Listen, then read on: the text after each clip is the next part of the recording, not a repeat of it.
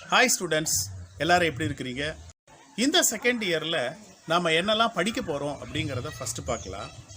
Second year computer சயின்ஸில் மொத்தம் 5 unit இருக்குது. 5 யூனிட்டில் 16 சாப்டர்ஸ் இருக்குது.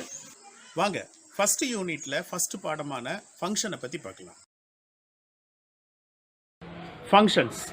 ஃபங்க்ஷன்ஸ்னால் என்னங்கிறத பற்றி நீங்கள் ஏற்கனவே +1 படிச்சிருப்பீங்க இல்லையா? +1 C++ல் ஃபங்க்ஷன்ஸை பற்றி படிச்சிருப்போம். ஃபங்க்ஷன்ஸ் C++-ஐ பொறுத்த வரைக்கும் ஃபங்க்ஷன்ஸ் 2 டைப்பு. ஒன்று யூசர் டிஃபைன் ஃபங்க்ஷன், இன்னொன்று built-in function. Built-in ஃபங்க்ஷன்ஸ்கிறது C++ develop பண்ணவங்களே நிறைய ஃபங்க்ஷன்ஸை டெவலப் பண்ணி இன்பில்ட்டாக அந்த ப்ரோக்ராமிங் லாங்குவேஜோட கொடுத்துருப்பாங்க.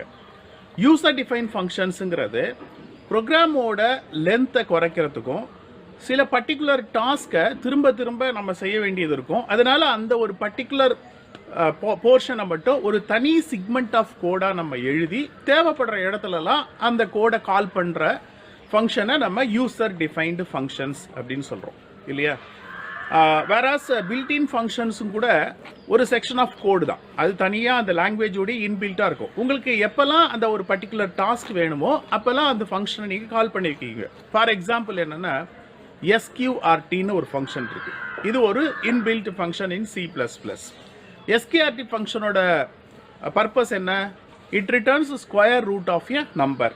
ஸோ SQRT ஃபங்க்ஷன் நீங்கள் கால் பண்ணும்போது அதுக்கு நீங்கள் ஒரு வேல்யூ பாஸ் பண்ணிங்கன்னா நீங்கள் பாஸ் பண்ணுற வேல்யூவோட ஸ்கொயர் ரூட்டை அது ரிட்டர்ன் பண்ணும். ஃபார் எக்ஸாம்பிள் 25 அப்படின்னு ஒரு வேல்யூவை நீங்கள் பாஸ் பண்ணிங்கன்னா 5ங்கிற வேல்யூவை ரிட்டர்ன் பண்ணும் இல்லையா? SQRT மாதிரியே பவர்னு ஒரு ஃபங்க்ஷன் இருக்கு இல்லையா? POW அப்படின்னு இருக்கும். பவர் ஃபங்க்ஷனோட வேலை என்ன? நீங்கள் எந்த நம்பரை இன்புட்டாக கொடுக்குறீங்களோ, தட் இஸ் எந்த நம்பரை பாஸ் பண்ணுறீங்களோ அந்த நம்பரும் அதோட பவர் வேல்யூ, நீங்கள் பவர் ஃபங்க்ஷனை யூஸ் பண்ணும்போது அதுக்கு 2 ஆர்குமெண்ட் நீங்கள் பாஸ் பண்ணணும். ஒன்று அதோட பேஸ் வேல்யூ அண்ட் அதோட எக்ஸ்போனன்ட் வேல்யூ, தட் இஸ் அதோட பவர் வேல்யூ இல்லையா? ஸோ இப்போ ஃபார் எக்ஸாம்பிள் எனக்கு 1லேருந்து 10 வரைக்கும் இருக்கிற எல்லா நம்பரோட 2's பவர் வேணும் அப்படின்னு வச்சுங்களேன். இப்போ எனக்கு 1க்கான பவரை கண்டுபிடிக்கிறதுக்கு ஒரு கோடு எழுதணும், 2க்கான பவர் கண்டுபிடிக்கிறதுக்கு அகெயின் கோடு எழுதணும், 3க்கானது எழுதணும் இல்லையா? அப்போ ஒரே கோடை மல்டிபிள் டைம்ஸ் நான் எழுதிக்கிட்டே வரணும். So 1 to 10 number okay, 1 to 100னா யோசிச்சு பாருங்க. அப்போ நான் என்ன பண்ணுவேன்னா ஒரே கோடை திருப்பி திருப்பி எழுதிக்கிட்டு இருக்க மாட்டேன் இல்லையா? இது வந்து டைம் வேஸ்ட்டு, எஃபர்ட் வேஸ்ட் இல்லையா? ஆகையினால என்ன பண்ணுவோம்னா இந்த பவர் கண்டுபிடிக்கிறதுக்கான அந்த சிக்மெண்ட் ஆஃப் கோட் இருக்கு இல்லையா, இதை மட்டும் தனியாக எழுதி எப்போல்லாம் வேணுமோ அதை கால் பண்ணுவேன் இல்லையா? பட் நம்ம பவர் ஃபங்க்ஷனுக்கு இப்போ நம்ம பவருக்கு ஃபங்க்ஷன் எழுத வேண்டிய நெசசிட்டி இல்லை C++ல நான் சொல்கிறேன். ஏன்னா நம்ம ஏற்கனவே பவர் அப்படிங்கிற ஒரு ஃபங்க்ஷன் இருக்குது. ஸோ ஒரு ஃபங்க்ஷன் நீங்கள் ஜஸ்ட் இருக்கிற ஃபங்க்ஷனை அப்படியே யூஸ் பண்ணீங்க அப்படின்னா அது பில்ட்-இன் ஃபங்க்ஷன்.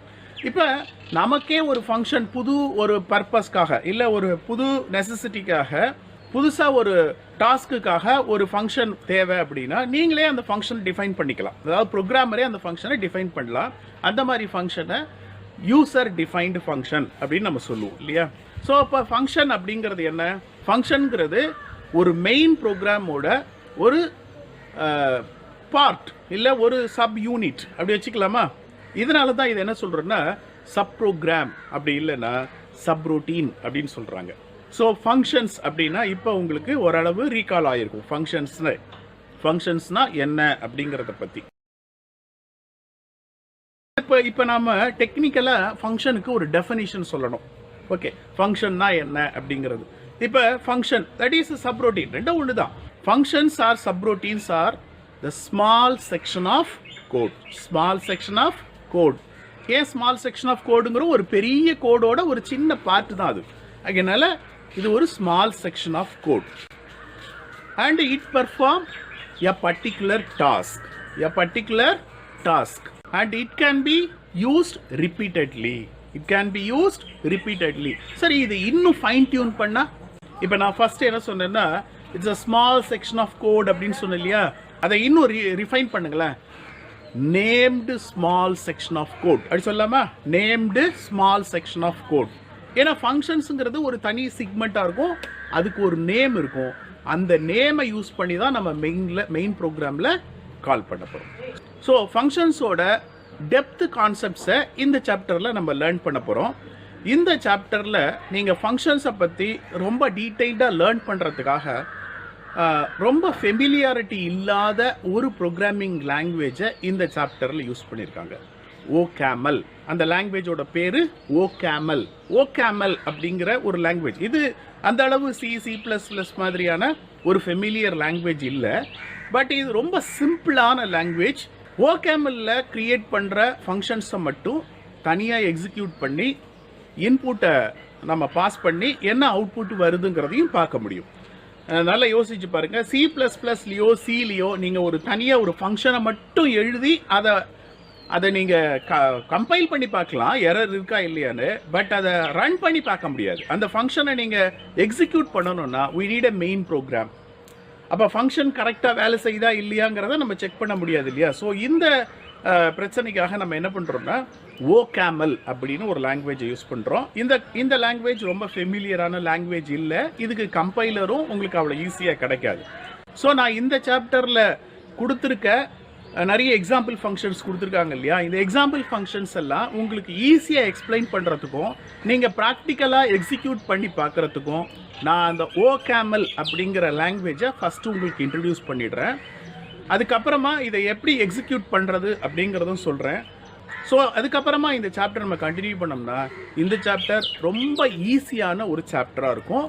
ஸோ இது ரொம்ப இன்ட்ரெஸ்டிங்கான சாப்டர். ஸோ வாங்க உங்களுக்கு OCaml லாங்குவேஜ் ஓட பேசிக் ரூல்ஸை பற்றி சொல்கிறேன். OCamlங்கிற இந்த ப்ரோக்ராமிங் லாங்குவேஜில் எல்லா வேரியபிள்ஸும் ஃபங்க்ஷன்ஸும் லெட்டுங்கிற கீவேர்டில் ஸ்டார்ட் ஆகணும். ஸோ நல்லா ஞாபகம் வச்சுங்க, எல்லா ஃபங்க்ஷன்ஸும் டிஃபைன் பண்ணும்போது லெட் அப்படிங்கிற கீவேர்டோட டிஃபைன் ஆகணும். இப்போ ஒரு ஃபங்க்ஷன் டிஃபைன் பண்ணுறதுக்கான சின்டாக்ஸ் நல்லா பாருங்க. லெட்டு, ஏன்னா நான் முன்னாடியே சொன்னேன் இல்லையா, ரூல்ஸ் படி ஃபங்க்ஷன்ஸ் வேரியபிள்ஸ் எல்லாமே லெட்டுங்கிற கீவேர்டில் ஸ்டார்ட் ஆகணும். ஸோ லெட் நேம் அப்படிங்கிறதுல ஃபங்க்ஷனுக்கு ஒரு நேம் நம்ம அசைன் பண்ணணும். நம்ம யூஸ்வலாக நம்ம C++ல ஃபங்க்ஷன் நேம் கொடுப்போம் இல்லையா, அதே மாதிரி தான். அண்ட் தென் பெராமீட்டர்ஸும் நம்ம இங்கே டிஃபைன் பண்ணுறோம். பெராமீட்டர்ஸ் டிஃபைன் பண்ணும்போது யூஸ்வலாக நம்ம C++ல பெராமீட்டருங்கிறதும் வேரியபிள்ஸ் தானே. ஸோ அது வேரியபிள்ஸ்க்கான டைப்போட நம்ம டிஃபைன் பண்ணுவோம். இப்போ ஃபார் எக்ஸாம்பிள் இப்போ ஃபேக்டோரியல்னு ஒரு ஃபங்க்ஷன் நீங்கள் C++ல டிஃபைன் பண்ணுறது, அதை ப்ரோட்டோடைப்பை டிஃபைன் பண்ணும்போது என்ன பண்ணுவீங்கன்னா, ஃபேக்ட்னு ஃபங்க்ஷன் நேம் கொடுக்குறீங்கன்னா ப்ராக்கெட்டுக்குள்ளார அதில் பெராமீட்டரை அதோட டைப்போடு டிஃபைன் பண்ணுவீங்க இல்லையா. பட் இங்கே நீங்கள் டைப் இல்லாமலே டிஃபைன் பண்ணலாம், டைப்போடையும் டிஃபைன் பண்ணலாம். இப்போ இங்கே கொடுத்துருக்கிறது without type. Okay, so parameter equal to எக்ஸ்பிரஷன்ஸ்ங்கிறது தான் இங்கே body of code, that is body of function. Double semicolon கொடுத்துருக்கோம் இல்லையா. ஸோ இந்த OCaml லாங்குவேஜோட ரூல்ஸ் படி எல்லா ஸ்டேட்மெண்ட்டும் டபுள் கோட்டேஷனில் டெர்மினேட் ஆகணும். பட் இது ஆப்ஷனல் தான், அப்படி ஆகணும்னு ஒன்றும் இல்லை. நீங்கள் கொடுத்தாலும் கொடுக்கலாம், இல்லைனாலும் இல்லை. ஓகே, நெக்ஸ்ட்டு ஒருவேளை நம்ம கிரியேட் பண்ணுற ஃபங்க்ஷன் ஒரு நார்மல் ஃபங்க்ஷனாக இல்லாமல் ரெக்ரசிவ் ஃபங்க்ஷனாக இருந்தால், ஒரு நார்மல் ஃபங்க்ஷனாக இல்லாமல் ஒரு ரெக்ரசிவ் ஃபங்க்ஷனாக இருந்தால் ரெக்குங்கிற கீவேர்டை ஃபங்க்ஷன் நேமுக்கு முன்னாடி யூஸ் பண்ணணும். நல்லா ஞாபகம் வச்சுங்க. ஸோ ஒரு ஃபங்க்ஷன் நார்மல் ஃபங்க்ஷனாக இருந்தால் ரெக்கு தேவையில்லை. ஒருவேளை அது ரெக்ரசிவ் ஃபங்க்ஷனாக இருந்ததுன்னா அந்த ஃபங்க்ஷன் நேமுக்கு முன்னாடி ரெக்குங்கிற கீவேர்டை யூஸ் பண்ணணும். ரெக்ரசிவ் ஃபங்க்ஷனுக்கான ஒரு சின்டாக்ஸ் பாருங்க. இப்போ பாருங்க, இதில் லெட்டுங்கிறது கீவேர்ட், எல்லா ஃபங்க்ஷனோட நேமும் லெட்டுங்கிற கீவேர்டில், எல்லா ஃபங்க்ஷன் டெஃபினிஷனும் லெட்டுங்கிற கீவேர்டில் ஸ்டார்ட் ஆகணும். இங்கே ரெக்குன்னு கொடுத்துருக்கோம் இல்லையா, ரெக்குன்னு கொடுத்தா என்ன அர்த்தம்னா இந்த ஃபங்க்ஷன் ஒரு ரெக்ரசிவ் ஃபங்க்ஷன் அப்படின்னு அர்த்தம். நேமுங்கிறது ஃபங்க்ஷன் நேம், பெராமீட்டருங்கிறது ஃபங்க்ஷன் பெராமீட்டர், எக்ஸ்பிரஷன்ஸுங்கிறது பாடி ஆஃப் த ஃபங்க்ஷன். புரியுதா? ஸோ இதுதான் பேசிக் ரூல்ஸ். இது ரொம்ப சிம்பிளான பேசிக் ரூல். நான் மறுபடியும் சொல்றேன், நல்ல கவனிங்க. எல்லா ஃபங்க்ஷன்ஸும் வேரியபிள்ஸும் லெட்டுங்கிற கீவேர்டில் ஸ்டார்ட் ஆகணும். நம்பர் 1. ஒரு ஃபங்க்ஷனை OCaml டிஃபைன் பண்றதுக்கான சின்டாக்ஸ் இதுதான். அதாவது லெட்டு இது கீவேர்ட், நேமுங்கிறது ஃபங்க்ஷனுக்கு நீங்க அசைன் பண்ற ஒரு நேம், அண்ட் பெராமீட்டர்ஸ் அந்த ஃபங்க்ஷனுக்கு தேவையான பேசிக் இன்புட்ஸை நம்ம டிஃபைன் பண்ற பெராமீட்டர்ஸ் ஈக்குவல் டு எக்ஸ்பிரஷன்ங்கிறது பாடி ஆஃப் த ஃபங்க்ஷன். அந்த ஃபங்க்ஷனுக்கான கோடை இங்க நம்ம எழுதணும். அண்ட் தென் ஒருவேளை நம்ம கிரியேட் பண்ற ஃபங்க்ஷன் ரெக்கரசிவ் ஃபங்க்ஷனா இருந்ததுன்னா ஃபங்க்ஷன் நேமுக்கு முன்னாடி ரெக்குங்கிற கீவேர்டை யூஸ் பண்ணணும். ரெக்குங்கிற கீவேர்டை யூஸ் பண்ணணும். ஸோ இப்போ இது பார்த்தீங்கன்னா இந்த ரெக்ரசிவ் ஃபங்க்ஷனுக்கான டெஃபினிஷன் கொடுத்துருக்கேன் பாருங்க. லெட் ரெக் தட் இஸ் இப்போ நம்ம கிரியேட் பண்ண போகிறது ஒரு ரெக்ரசிவ் ஃபங்க்ஷன் அர்த்தம். நேமுங்கிறது ஃபங்க்ஷன் நேம், பெராமீட்டருங்கிறது ஃபங்க்ஷன் பெராமீட்டர், எக்ஸ்பிரஷன்ஸுங்கிறது அந்த ஃபங்க்ஷனுக்கான கோடு. இது புரியுதா? இது வெரி சிம்பிள் ரூல்ஸ் தான் இந்த OCamlல. ஸோ நம்ம இந்த சாப்டர்ல எழுதுற எல்லா ஃபங்க்ஷன்ஸுமே இந்த ரூல் பேஸ் பண்ணி தான் இருக்கும். ஓகே, அண்ட் இந்த OCamlல நீங்க எழுதுற ஒவ்வொரு ஃபங்க்ஷன்ஸையும் நீங்க எக்ஸிக்யூட்டும் பண்ணி பார்க்கலாம். அது எப்படின்னு நான் சொல்றேன். இப்போ ஒரு எக்ஸாம்பிள் பாருங்களேன். நீங்க லெட்டுங்கிறது கீவேர்ட் இல்லையா? லெட்டுங்கிறது என்னது? கீவேர்ட். அண்ட் ரெக்குங்கிறது எதை ரெஃபர் பண்ணுது? இது ஒரு ரிகர்சிவ் ஃபங்க்ஷன்ங்கிறத ரெஃபர் பண்ணுது. fnங்கிறது ஃபங்க்ஷன் நேம். இந்த A1 A2ல இருந்து AN வரைக்கும் இருக்குது இல்லையா? இதெல்லாம் parameters. Parameters are nothing but variables. பெராமீட்டர்ஸ்ங்கிறது வேரியபிள்ஸ். அதாவது இந்த ஃபங்க்ஷனுக்கு பேசிக் இன்புட் இருக்கணும் இல்லையா? ஒரு ஃபங்க்ஷன்னா இன்புட் இருக்கணும். இன்புட் ஒரு இன்புட் இருக்கலாம், இல்ல மல்டிபிள் இன்புட்ஸ் இருக்கலாம் இல்லையா? ஸோ அந்த இன்புட்டை தான் நம்ம இங்க பெராமீட்டர்னு சொல்றோம். ஸோ ஈக்குவல் டு K அப்படிங்கிறது எக்ஸ்பிரஷன். தட் இஸ் இந்த இன்புட்டுக்கு நம்ம எக்ஸ்பெக்டட் அவுட்புட் என்னங்கிறத கால்குலேட் பண்றதுக்கான கோடு லைன்ஸ் இருக்கு இல்லையா? அதுதான் இங்க எக்ஸ்பிரஷன்ஸ்ங்கிறது. புரியுதா? இப்போ ஒரு சின்ன எக்ஸாம்பிள் ஒன்று பார்க்கலாம். Function to find the maximum of 2 elements. இப்போ நீங்க 2 வேல்யூ கொடுக்கணும். இந்த 2 வேல்யூல எது மேக்ஸிமம் வேல்யூங்கிறது ரிட்டர்ன் பண்றதுக்கான ஒரு ஃபங்க்ஷன். ஓகே, எந்த ஃபங்க்ஷன் நம்ம எழுதுறதா இருந்தாலும் சரி, எந்த லாங்குவேஜ்லயா இருந்தாலும் அந்த ஃபங்க்ஷன் என்ன அப்படிங்கிறத கிளியரா நம்ம அண்டர்ஸ்டாண்ட் பண்ணதுக்கு அப்புறமா தான் அதை எழுத ஆரம்பிக்கணும். இப்போ பாருங்க, லெட்டுங்கிறது கீவேர்ட் இல்லையா? மேக்ஸ்ங்கிறது என்னது? இப்ப ஃபங்க்ஷன் நேம். ரெக்குன்னு இருந்தா அது ரெக்கரசிவ் ஃபங்க்ஷன் எடுத்துருக்கலாம். இங்க ரெக் இல்ல, அதாவது இது ரெக்கரசிவ் ஃபங்க்ஷன்ல இல்ல, ஒரு நார்மல் ஃபங்க்ஷன். சோ இங்க மேக்ஸ்ன்னு கொடுத்துருக்கோம் இல்லையா? சோ இந்த மேக்ஸ்ங்கிறது என்னது? ஆக்சுவலா இட்ஸ் அ ஃபங்க்ஷன் நேம். புரியுதா? இப்ப XY கொடுத்துருக்கேன் இல்லையா? இந்த XYங்கிறது தான் பெராமீட்டர். ஏன்னா இப்போ மேக்ஸிமம் ஆஃப் 2 நம்பர் அப்படின்னும் போது நமக்கு 2 நம்பர் நம்ம இன்புட் கொடுக்கணும். அதுதான் 2 பெராமீட்டரா நம்ம எக்ஸ் அண்ட் ஒய்யா கொடுக்குறோம். ஈக்குவல்ட்டுக்கு அப்புறமா இருக்கிறது எல்லாம் என்னது? எக்ஸ்பிரஷன். இப்போ இதுல எக்ஸ்பிரஷன்ங்கிறது ஒரு சிங்கிள் லைன்லயே வந்துருச்சு இல்லையா? ஆனா இது மல்டி லைன்லயும் எழுதலாம். ஈக்குவல்ட்டுக்கு அப்புறமா மல்டி லைன்லயும் எழுதலாம் இந்த எக்ஸ்பிரஷன்ஸை. ஸோ இதே எக்ஸாம்பிள மல்டி லைன் எக்ஸ்பிரஷன்ஸோட இங்க எழுதியிருக்க பாருங்க. இப்போ பாத்தீங்கன்னா உங்களுக்கு இன்னும் கிளியரா புரியும் இந்த ஃபங்க்ஷன் என்ன பண்ணுதுன்னு. லெட்டுங்கிறது கீவேர்ட், மேக்ஸ்ங்கிறது ஃபங்க்ஷன் நேம். நாம இந்த ஃபங்க்ஷனை இந்த மேக்ஸ்ங்கிற நேம் வச்சு தான் கால் பண்ணணும். இதான் ஃபங்க்ஷன். ஏன்னா எல்லா ஃபங்க்ஷனும் அதோட நேம் வச்சு கால் பண்ணணும் இல்லையா? நான் இன்ட்ரோடக்ஷன்லயே சொன்னேன். So X and Y both are parameters. That is இதுதான் வந்து பேசிக் இன்புட். இந்த இன்புட்டை வச்சு தான் நாம இந்த ஃபங்க்ஷனே கால்குலேட் ஆக போகுது. ஸோ இப்போ எக்ஸ்பிரஷன் என்னன்னா, if X greater then Y then, ரொம்ப சிம்பிளா இருக்கும் பாருங்க.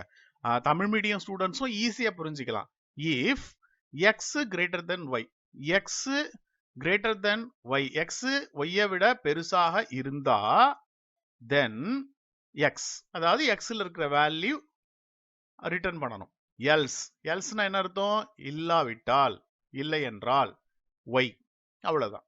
ஸோ இப்போ இந்த ஃபங்க்ஷன் நீங்க கால் பண்ணும்போது எக்ஸுக்கு ஒரு வேல்யூவும் ஒய்க்கு ஒரு வேல்யூவையும் நீங்க பாஸ் பண்ணணும். பாஸ் பண்ண உடனே ஃபங்க்ஷன் எக்ஸ்பிரஷன் ஆக்டிவேட் ஆகும். ஃபங்க்ஷன் எக்ஸ்பிரஷன்ல என்ன கொடுத்துருக்கோம்? நான் மறுபடியும் ஒரு முறை சொல்றேன் பாருங்க. If X greater then Y அப்படின்னு என்ன அர்த்தம்? எக்ஸ் ஒய்யை விட பெருசா இருந்தால் தென் எக்ஸ், எக்ஸ்ல உள்ள வேல்யூ ரிட்டர்ன் பண்ணணும். அப்ப இந்த ஃபங்க்ஷன் எக்ஸ்ல இருக்கிற வேல்யூவை ரிட்டர்ன் பண்ணும். எல்ஸ் இல்லாவிட்டால் இட் ரிட்டர்ன்ஸ் ஒய், ஒய்ல இருக்கிற வேல்யூவை ரிட்டர்ன் பண்ணும். புரியுதா? இது வெரி சிம்பிள் ஃபங்க்ஷன் ரிட்டர்ன் இன் OCaml. OCamlங்கிற இந்த ப்ரோக்ராமிங் லாங்குவேஜ்ல எழுதின ஒரு சிம்பிள் ஃபங்க்ஷன் தான் இது. இந்த ஃபங்க்ஷனை நீங்க எக்ஸிக்யூட் பண்ணி இந்த எக்ஸ் ஒய்க்கு சாம்பிள் வேல்யூவையும் நீங்க இன்புட் பண்ணியும் பார்க்க முடியும். அது எப்படி பண்றதுன்னு நான் இப்ப சொல்றேன் வாங்க. இப்ப நீங்க ஸ்கிரீன்ல பாக்குறீங்க இல்லையா? இதுதான் OCaml கம்பைலர். இது ஒரு ஆன்லைன் கம்பைலர். இதுல நம்ம கோட் எழுதுறதுக்கு இங்க எடிட்டர்னு ஒரு ஆப்ஷன் இருக்கு இல்லையா? ஜஸ்ட் அதை கிளிக் பண்ணுங்க. இதுதான் எடிட்டர் விண்டோ. இந்த எடிட்டர் விண்டோல லைன் நம்பர்லாம் வரும் ஆட்டோமேட்டிக்கா. ஸோ இங்க ஜஸ்ட் கிளிக் பண்ணீங்கன்னா அங்க இன்செஷன் பாயிண்டர் வந்துடும். இப்போ டைரக்டா நம்ம கோட் டைப் பண்ணலாம். First let. இப்போ நம்ம என்ன ஃபங்க்ஷன் எழுத போறோம்னு ஞாபகம் இருக்கா? நம்ம அந்த மேக்ஸ், எக்ஸ் அண்ட் ஒய் இந்த 2 வேல்யூவில் எது மேக்ஸிமம் நம்பரோ, எது மேக்ஸிமம் வேல்யூவோ அந்த வேல்யூவை டிஸ்பிளே பண்றதுக்கான ஒரு சின்ன ஃபங்க்ஷன் எழுத போறோம். So as per the rules of OCaml உடைய ரூல்ஸ் படி எல்லா ஃபங்க்ஷன்ஸும் லெட்டுங்கிற கீவேர்டில் ஸ்டார்ட் ஆகணும் இல்லையா? ஸோ லெட்டுங்கிற கீவேர்டில் ஸ்டார்ட் ஆயிடுச்சு. இல்லை இன்னொரு விஷயம் நீங்க கவனிச்சிங்கன்னா இந்த கம்பைலர்ல எல்லா கீவேர்ட்ஸும் ஆரஞ்சு கலர்ல தெரியும். ஸோ இந்த கோடிங் கன்வர்ஷன் இருக்கிறதுனால நம்ம ஈஸியா எரர் ஏதாவது இருந்ததுன்னா ஈஸியா கண்டுபிடிச்சிடலாம். So next function name max, அதுக்கப்புறம் பெராமீட்டர், 2 பெராமீட்டர். ஏன்னா நான் இது 2 வேல்யூ கண்டுபிடிக்க போறேன் இல்லையா? 2 வேல்யூவை இன்புட்டா கொடுத்து அதுல எது மேக்ஸிமம் வேல்யூ அதை ரிட்டர்ன் பண்றதுக்காக இந்த ஃபங்க்ஷன் எழுதுறதுனால இங்க நான் எக்ஸ் ஒய்ன்னு 2 பெராமீட்டர் கொடுக்குறேன். ஈக்குவல் டு தென் எக்ஸ்பிரஷன் எழுதணும். ஒரே லைன்ல எழுதலாம், பட் ஈஸி அண்டர்ஸ்டாண்டிங்காக நான் அதை மல்டிபிள் லைன்ல எழுதுறேன். இப்ப பாருங்க, if X greater then Y then, so இதோடைய மீனிங் உங்களுக்கு தெரியும் இல்லையா? நான் ஏற்கனவே உங்களுக்கு சொல்லியிருக்கேன் இல்லையா? X else Y. இப்ப இந்த கோடை நம்ம அவ்வளவுதான் முடிஞ்சிருச்சு. இதை நம்ம ஒரே லைன்ல எழுதிடலாம், எல்லாத்தையும் ஒரே லைன்லயே எழுதிடலாம். கடைசியில டபுள் செமிகோலன் வைக்கிறது ஆப்ஷனல்னு நான் ஏற்கனவே சொல்லிட்டேன் உங்களுக்கு. பட் இந்த மாதிரி மல்டிபிள் லைன்ல எழுதும் போது அண்டர்ஸ்டாண்டிங் கொஞ்சம் ஈஸியா இருக்கும். இப்போ இதுல பாத்தீங்கன்னா லெட்டுங்கிறது கீவேர்ட், மேக்ஸ்ங்கிறது ஃபங்க்ஷன் நேம், எக்ஸ் ஒய்ங்கிறது பெராமீட்டர், ஈக்குவல் டு அதுக்கப்புறம் இந்த ஃபங்க்ஷன் பாடிங்கிறது இதுதான். இதான் நம்ம எக்ஸ்பிரஷன் சொல்றோம். If X greater then Y then X else y. ரொம்ப சிம்பிள். ஸோ கோடு நம்ம எழுதி முடிச்சாச்சு. இப்போ இந்த ஃபங்க்ஷன் எழுதி முடிச்சதும் நம்ம எழுதுனது கரெக்டா இருக்கா அப்படின்னு ஒரு முறை செக் பண்றதுக்கு கீழே பார்த்தீங்கன்னா செக்னு ஒரு ஆப்ஷன் இருக்கு இல்லையா? ஜஸ்ட் அதை கிளிக் பண்ணுங்க. கிளிக் பண்ணீங்கன்னா நாம எழுதின கோடு கரெக்டா இருந்ததுன்னா, இப்போ இங்க பாத்தீங்க இல்லையா ஒரு கிரீன் கலர் டிக் மார்க் வந்தது இல்லையா? அந்த மாதிரி கிரீன் கலர் டிக் மார்க் வரும். ஒருவேளை நம்ம எழுதுற கோட்ல ஏதாவது எரர் இருந்தது அப்படின்னா அந்த இடம் வந்து சின்னதா ஒரு ரெட் கலர்ல அண்டர்லைன் பண்ணி காட்டும், ராங் மெசேஜ் வரும். இப்ப பாருங்களேன், ராங்னு சிம்பிள் வரும். இப்ப பாருங்க, இங்க நம்ம வேணும்னு இங்க நான் என்ன பண்றேன்னா இந்த தென்னுங்கிறத எடுத்துடுறேன். ஓகே, இப்ப எப்படி செக் பண்ணி பார்ப்போம் எரர் எப்படி வருதுன்னு பாருங்க. இதை பாருங்க, புரிஞ்சுதா? இப்ப தென் இல்லாததுனால எல்ஸ் தப்பு அப்படிங்குது. புரிஞ்சுதா உங்களுக்கு? ஸோ அதனால கரெக்டா நீங்க எழுதி முடிச்சிட்டீங்கன்னா இந்த ப்ராப்ளம் இல்லை. ஸோ எழுதிட்டு செக்கு கொடுங்க, அங்க கிரீன் டிக் மார்க் வரும். அப்ப இந்த கோடு கரெக்ட் அப்படின்னு அர்த்தம். அண்ட் தென் இந்த கோடை என்ன பண்ணணும், இங்க இவாலுவேட் பண்ணணும். That is execution. எக்ஸிக்யூட் பண்ணணும். இங்க இவால் கோடுன்னு ஒரு ஆப்ஷன் இருக்கு இல்லையா? ஜஸ்ட் அதை கிளிக் பண்ணுங்க.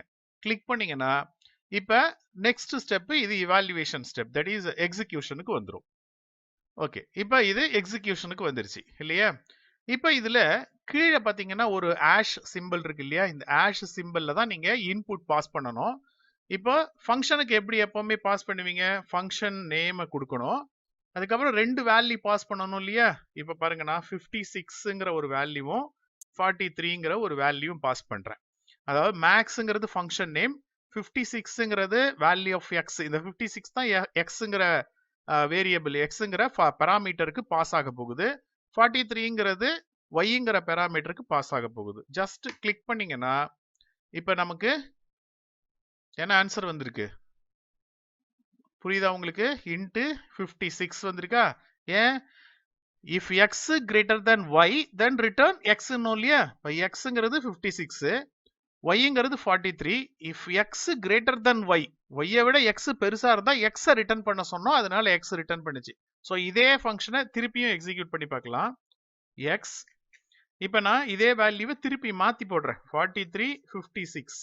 ஓகே, இப்ப எக்ஸ்ல 43 இருக்கும், ஒய்ல 56 இருக்கும். இப்பவும் 56 தான் ஆன்சர் வரும். பட் இன்டர்னலா அது எந்த பாராமீட்டர் ரிட்டர்ன் பண்ண போது? எக்ஸை ரிட்டர்ன் பண்ணுமா ஒய்யை ரிட்டர்ன் பண்ணுமா?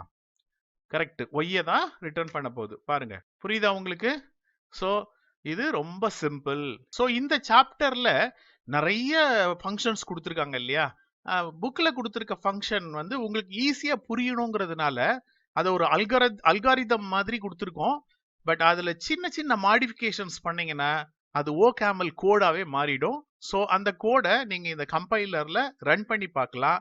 ரொம்ப சிம்பிளா இருக்கும் இந்த சாப்டர், வெரி சிம்பிள் சாப்டர். இது வரைக்கும் மேக்ஸ்ங்கிற ஒரு ஃபங்க்ஷன் எப்படி டிஃபைன் பண்ணி அதை எப்படி OCaml கம்பைலர்ல ரன் பண்றது அப்படிங்கிறத பத்தி பாத்தீங்க. ரொம்ப சிம்பிளா இருந்திருக்கும், அது ஒன்றும் பெரிய கஷ்டம் இல்லை.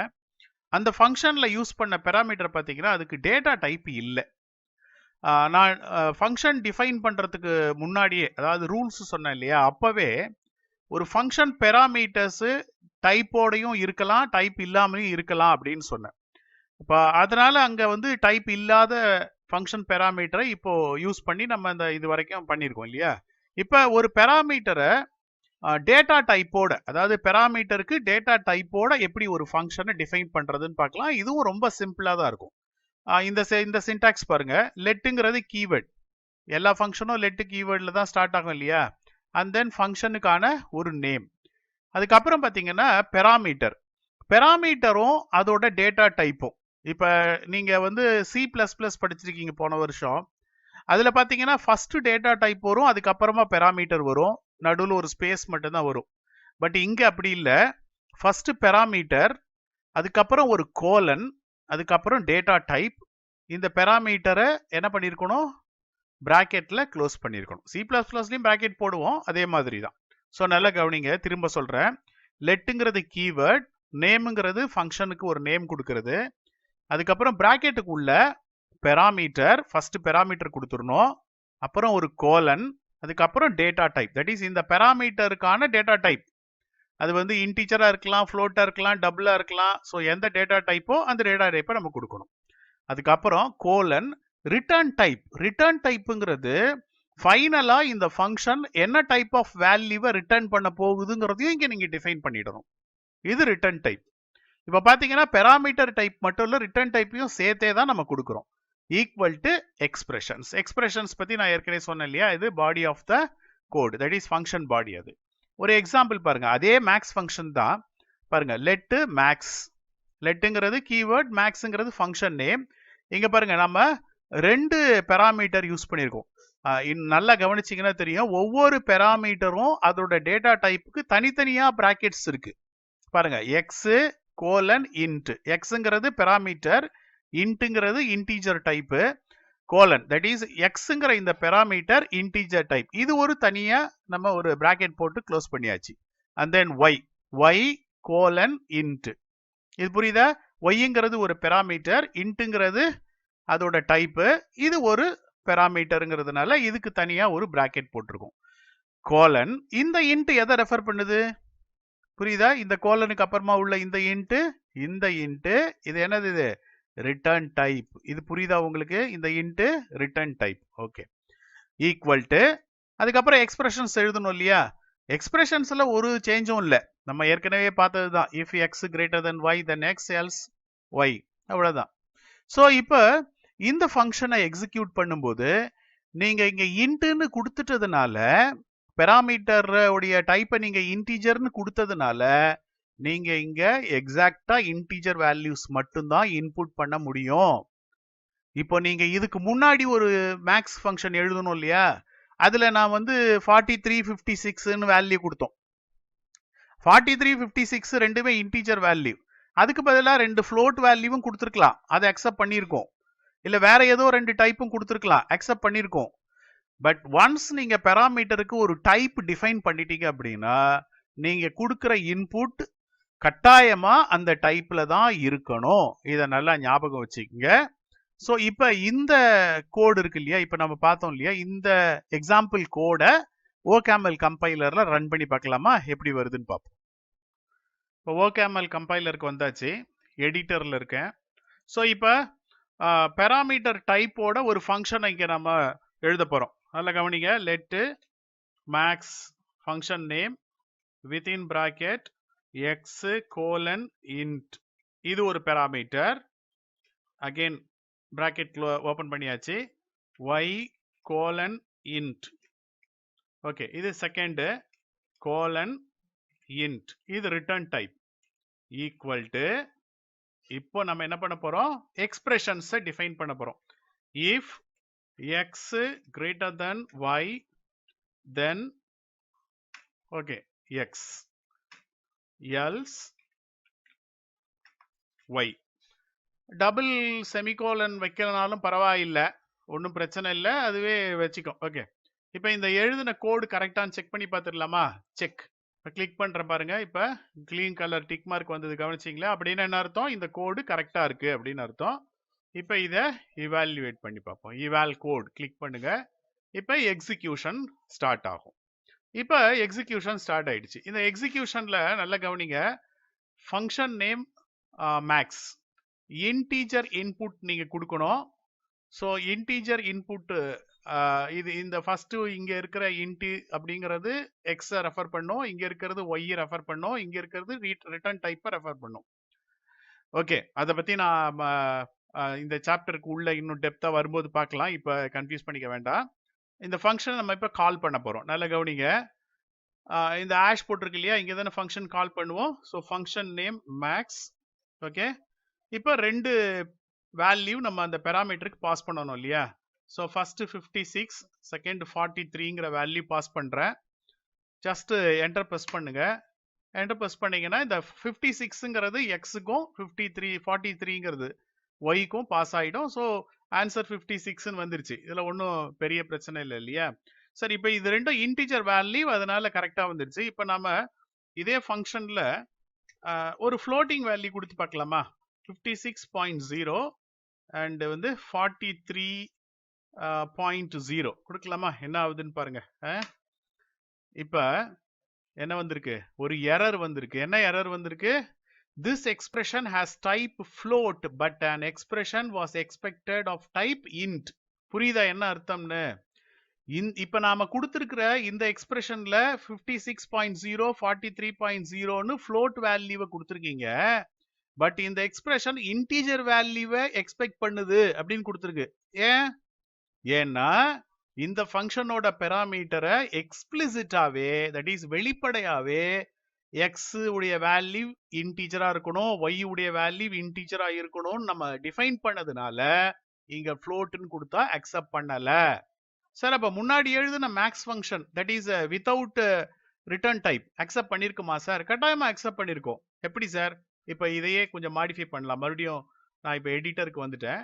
இப்ப பாருங்க, பழைய மாதிரி என்ன பண்றேன், அதோட பெராமீட்டர் டைப் எல்லாத்தையும் எடுத்துடுறேன். ஓகேவா? ஓகே, இப்ப பாருங்க, இந்த ஃபங்க்ஷன் வித்தவுட் தட் இஸ் இந்த பெராமீட்டர் வித்தவுட் ரிட்டர்ன் டைப், இந்த parameter without return type check பண்ணிடலாம் கோடு கரெக்டா இருக்கான்ட்டு. ஓகே, கோடு கரெக்டா இருக்கு. இப்போ இவாலுவேட் கோட் பண்ணுவோம். இவால் கோடு கிளிக் பண்றேன். இப்போ இந்த கோட் எக்ஸிக்யூட் ஆகுது. நம்ம ப்ரீவியஸா இருக்கிற ஆன்சர்லாம் இங்க ஸ்கிரீன்ல தெரியுது. ஸோ இப்போ இது எப்படி வருதுன்னு பார்க்கலாமா. இப்போ பாருங்க, மேக்ஸ் முதல்ல வந்து இன்டீஜர் வேல்யூவே கொடுத்துருவோம். 56 43. ஓகே, ஆன்சர் வந்துடும், ஒன்றும் ப்ராப்ளம் இல்லை.